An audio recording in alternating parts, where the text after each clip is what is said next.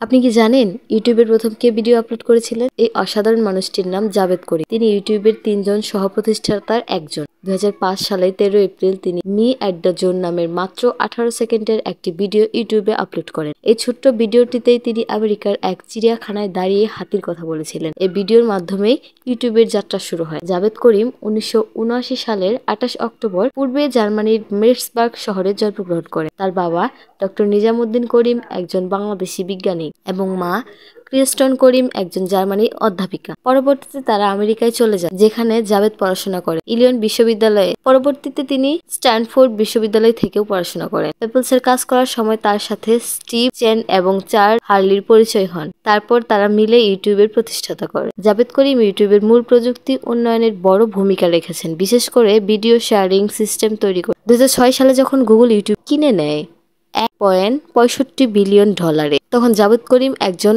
অন্যতম লাভবান ব্যক্তি ছিলেন। বর্তমানে তিনি নানা স্টার্ট আপ প্রকল্পে বিনিয়োগ করছেন। তিনি টাইমলাইনের বাইরে থাকতেই পছন্দ করেন। নীরব থেকে বিশ্বের ইতিহাস বদলে দেওয়ার এই মানুষটিকে আমাদের মনে রাখা উচিত। আপনাদের যদি জাভেদ করিম সম্পর্কে আরো জানতে ইচ্ছা করে তাহলে ভিডিওটি লাইক আর চ্যানেলটি সাবস্ক্রাইব করতে ভুলবেন না কিন্তু।